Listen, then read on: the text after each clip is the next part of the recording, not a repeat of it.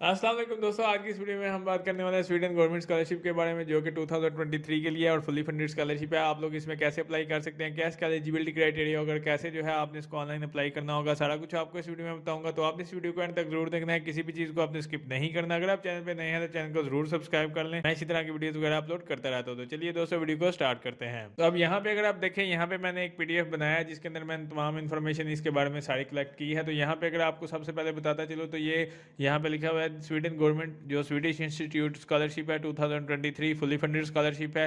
कौन से लोग इसके लिए अप्लाई कर सकते हैं वो सारा कुछ आपको इस वीडियो में बताऊंगा। तो यहाँ पे अगर आप देखें, ये इंटरनेशनल स्टूडेंट्स के लिए है 2023-24। अब यहाँ पे अगर आप देखें तो यहाँ पे जो है ये full time master degree program है और उसके बाद जो है ये आपके तमाम एक्सपेंसेस जो है वो कवर करेगी। उसके बाद जो है यहाँ पे उन्होंने लिखा हुआ कि फर्स्ट स्टेप जो है आपका वो ये है कि आपने स्वीडन यूनिवर्सिटी में एडमिशन लेना है। देन उसके बाद जो है आप अप्लाई कर सकते हो सेपरेटली जो स्वीडिश ग्लोबल प्रोफेशनल स्कॉलरशिप है इसके लिए। अब ये सारा कुछ मैं आपको इस वीडियो में बताऊंगा कि आपने इसको कैसे अप्लाई करना है, सारा प्रोसीजर होगा। ये ग्लोबल प्रोफेशनल स्कॉलरशिप क्या होती है इसके लिए भी मैं आपसे आगे चल के बात करेंगे।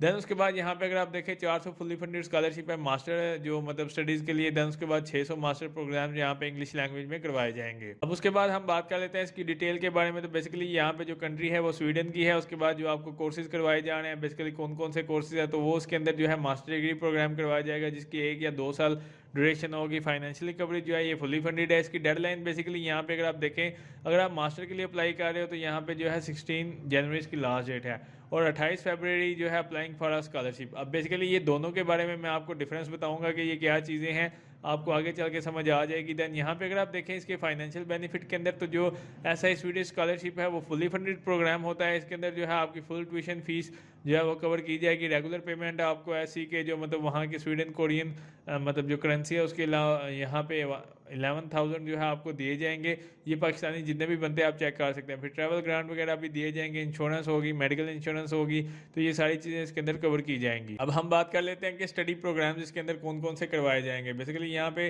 Sweden university that taught in English, जो कि इंग्लिश में प्रोग्राम होंगे, 600 प्रोग्राम्स होंगे जो कि यहाँ पे आप लोगों को सारे मिल जाएंगे, जिसके अंदर कंप्यूटर की फील्ड है, आर्ट्स की फील्ड है, business, education, health, journalism, language, उसके बाद लॉ, मैथमेटिक्स, उसके बाद यहाँ पे रिलीजियस स्टडी है, फिर यहाँ पे सोशल वर्क है, इसी तरह यहाँ पे टेक्नोलॉजी वगैरह सारा कुछ यहाँ पे अवेलेबल है।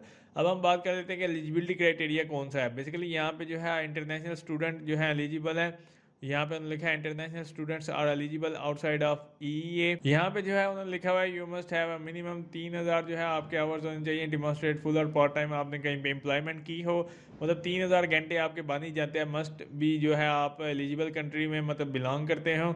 इसी तरह यहाँ पे the candidate must be citizen given, यहाँ पे उन्होंने कंट्रीज़ वगैरह के बारे में बताया, ये सारी कंट्रीज़ वाले लोग इसके लिए एलिजिबल हैं। अब मैं आपको आगे चल के बताऊँगा कि इसके अंदर मतलब प्रॉब्लम क्या है और कैसे जो है आपने इसको अप्लाई करना है, वो सारा कुछ आपको आगे चल के पता चलेगा। तो अब मैं आपको आगे चल के बताऊँगा कि आपने इसको बेसिकली अप्लाई कैसे करना है, ये वाली कंट्रीज़ कौन से स्कॉलरशिप को अप्लाई कर सकती हैं जो यहाँ पे उन्होंने मैंशन किया हुआ है। इसी तरह यहाँ पे डिफरेंट और कंट्रीज़ भी हैं। इसी तरह जो आपको रिक्वायर्ड डॉक्यूमेंट्स होंगे जिसके अंदर आपके मोटिवेशन लेटर है, CV है, उसके बाद लेटर ऑफ रेफरेंस है, वैलिड जो है आपका प्रूफ ऑफ वर्क या लीडरशिप एक्सपीरियंस होना चाहिए। इस तरह copy of your valid passport आपके पास जो है होना चाहिए। अब यहाँ पे जो है आपने अप्लाई इसको कैसे करना है, तो उसके लिए मैं आपको बता देता हूँ। अगर आप मास्टर के लिए अप्लाई करना चाहते हो, जो कि नॉर्मली मास्टर के लिए अप्लाई करना चाहते हो, तो उसकी जो डेट है वो है 16 जनवरी।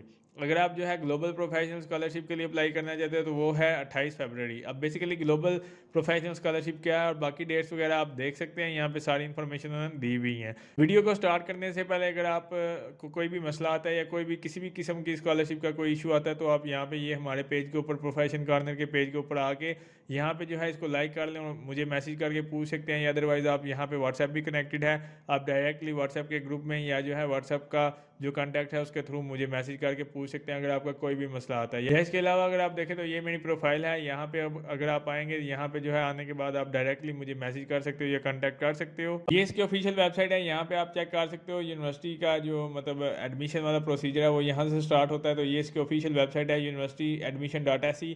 यहाँ पे जो है आपका सेमेस्टर ऑलरेडी सिलेक्ट होगा। यहाँ से आपने जो है जो फील्ड्स मैंने आपको ऑलरेडी यहाँ पे बताई हैं, इनमें से कोई भी जो है यहाँ पे आप चूज़ कर सकते हैं। वो यहाँ पे लिखेंगे फाइंड कोर्स के ऊपर आप क्लिक करोगे तो उसके रिलेटेड जितनी भी फील्ड्स होंगी वो यहाँ पे आपके पास आ जाएंगी। यहाँ पे उसकी जो साइड डिटेल है वो दी हुई होगी, जैसे कि यहाँ पे 120 क्रेडिट हैं, ये वाली यूनिवर्सिटीज़ है।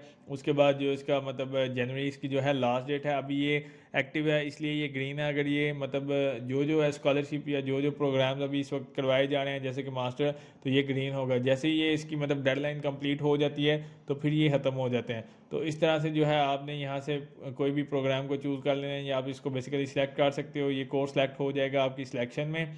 इसकी जो मतलब डिटेल है वो यहाँ से आप शो मोड के ऊपर क्लिक करेंगे तो आपको शो हो जाएगी। तो उससे पहले कि हम अप्लाई का प्रोसीजर स्टार्ट करें, तो यहाँ पे अगर आप देखें तो यहाँ पे ऐसा स्कॉलरशिप फॉर ग्लोबल प्रोफेशनल, जिसकी मैंने आपको ऑलरेडी बताया था ये क्या चीज़ है। अब ये वो वाली स्कॉलरशिप होती है जो कि मतलब कोई भी कह लो कि बंदे अप्लाई कर सकते हैं मास्टर प्रोग्राम के लिए। क्योंकि अगर आप इस स्कॉलरशिप की बात करते हैं तो यहाँ पे थोड़ी सी रिस्ट्रिक्शंस होंगी जो कि आप लोग अप्लाई नहीं कर सकते। कुछ अप्लाई कर सकते हैं, कुछ अप्लाई नहीं कर सकते, वो भी मैं आपको आगे चल के बताऊंगा। तो यहाँ पे जो है ये वाला ग्लोबल प्रोफेशनल जो प्रोग्राम है ये तमाम लोग अप्लाई कर सकते हैं, जिसके अंदर पाकिस्तान भी अवेलेबल है। यहाँ पे ये सारी कंट्रीज आपके सामने आ चुके हैं जिसके अंदर पाकिस्तान भी अवेलेबल है। यहाँ पे अगर आप देखते हैं तो ये प्रोफेशनल प्रोग्राम, इसकी जो डिटेल है इसके बारे में भी हम बात कर लेते हैं। यहाँ पर भी आप बेसिकली देख सकते हो इसके अंदर क्या क्या चीज़ें इंक्लूड होंगी जो मैंने आपको ऑलरेडी बता दी हैं। फुली कवरेज है, उसके बाद इंश्योरेंस वगैरह होगी, ये सारी कंट्रीज़ अवेलेबल हैं। इसके बाद ट्रैवल ग्रांट्स वगैरह होंगी, मेंबरशिप आपको मिलेगी।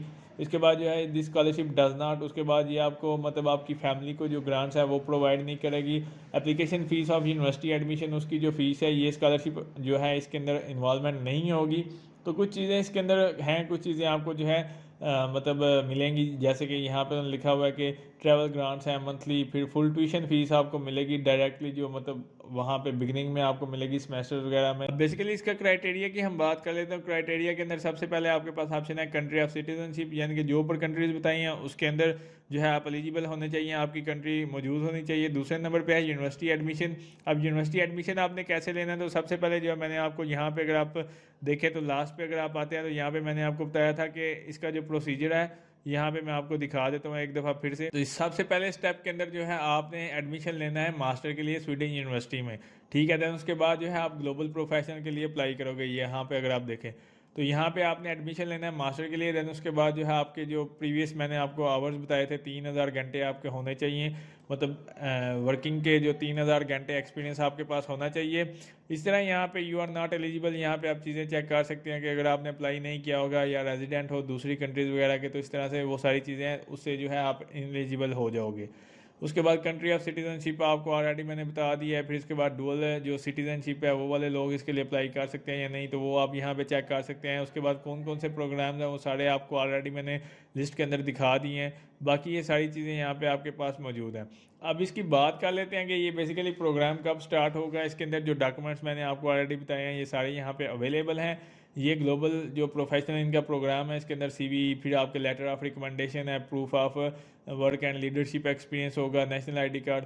अब अप्लाई करने के लिए यहाँ पे लिखा है apply for a master program, जिसकी लास्ट डेट जो है 16 जनवरी है, वो आप यहाँ पे अप्लाई करोगे। देन उसके बाद जो है आपने अप्लाई करना है ग्लोबल प्रोफेशनल स्कॉलरशिप के लिए, जो कि स्टार्ट होगा बेसिकली 10 फरवरी को। इसकी जो मतलब डेट है वो 10 फरवरी को ये स्टार्ट होगा। देन उसकी जो लास्ट डेट होगी वो 28 फरवरी तक होगी। उसके बाद फिर ऐसा स्क्रीनिंग है, फिर नोटिफिकेशन आपको आएगा, देन फाइनल एवेलुएशन है।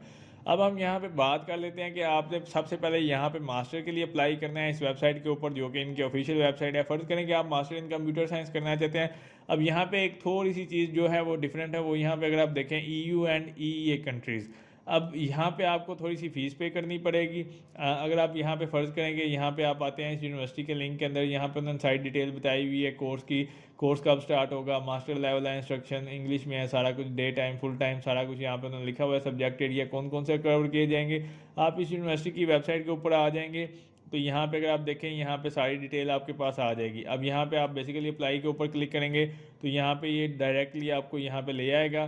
तो यहाँ पे आपके पास ऑप्शन है इसकी जो आप इंफॉर्मेशन चेक कर सकते हैं। यहाँ पे जो है स्टार्ट एप्लीकेशन। अब एप्लीकेशन का प्रोसीजर भी मैं आपको बता देता हूँ कि आपने कैसे अप्लाई करना होगा। अब यहाँ पे अगर आप देखें ये लिंक आपको डिस्क्रिप्शन में मिल जाएगा, अप्लाई टू दी मास्टर के ऊपर अगर आप यहाँ पे आएंगे तो यहाँ पे स्टार्ट एप्लीकेशन पे क्लिक करेंगे तो आपके सामने सबसे पहले तो लॉगिन आ जाएगा। लेकिन उससे पहले मैं आपको एक और चीज़ बताता चलूँ, तो यहाँ पे अप्लाई करने से पहले कुछ चीज़ें आपको याद रखनी पड़ेंगी। अप्लाई टू दी मास्टर के ऊपर यहाँ पे जैसे ही आप आओगे तो सबसे पहले आपने करना होगा अपना अकाउंट क्रिएट, जो कि मैंने आपको बताया कि लॉगिन करेंगे।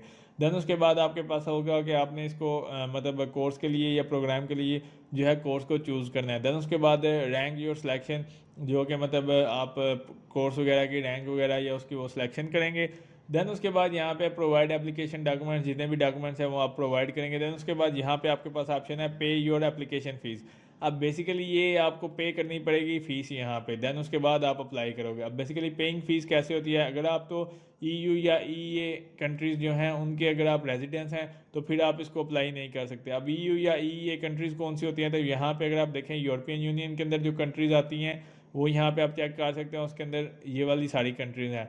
और यूरोपियन यूनियन की जो एजेंसीज़ के अंदर कंट्रीज़ आती हैं वो यहाँ पे ये वाली कंट्रीज़ हैं, आप यहाँ पे चेक कर सकते हैं, जिसके अंदर स्विट्ज़रलैंड आ जाता है। तो ये वाली कंट्रीज़ के लोग फ़ीस पे नहीं करेंगे, बाकी के जो भी लोग अप्लाई करना चाहते हैं वो लोग इसकी फ़ीस को पे करेंगे। यहाँ पे तो लिखा हुआ है सिटीजनशिप यूरोपियन यूनियन वाले इसके लिए जो है फ़ीस पे नहीं करेंगे, तो बाकी जो है वो तमाम एप्लीकेंट्स इसकी जो है फ़ीस पे करेंगे। अब यहाँ पे बेसिकली एप्लीकेशन की फ़ीस यहाँ पे लिखा हुई है 900, जो स्वीडन कोरियन जो उनकी करेंसीज बनती है उसके हिसाब से आपको 900 जो है एप्लीकेशन की फ़ीस जमा करवानी पड़ेगी। ये तकरीबन यहाँ पे अगर आप देखें तो स्वीडन करेंसी को हम चेक कर लेते हैं PKR में, तो यहाँ पे अगर आप देखते हो 900 को अगर आप करते हैं तो ये तकरीबन 19,000 रुपये तकरीबन आपका बनता है, जो कि इसकी एप्लीकेशन फ़ीस है वो आपको सबमिट करवानी पड़ेगी। देन उसके बाद जो है ग्लोबल प्रोफेशनल के लिए अगर आप सेलेक्ट हो जाते हैं तो फिर जो है आप इसके लिए अप्लाई मतलब एज अ स्कॉलरशिप के ऊपर कर सकते हैं, लेकिन आपको फ़ीस जो है वो पे करनी पड़ेगी। इसी तरह ऑनलाइन आपने फ़ीस मतलब कैसे पे करनी है, तो उसका उन्होंने बताया हुआ है कि आप जो है इलेक्ट्रॉनिकली वेबसाइट के ऊपर कर सकते हो,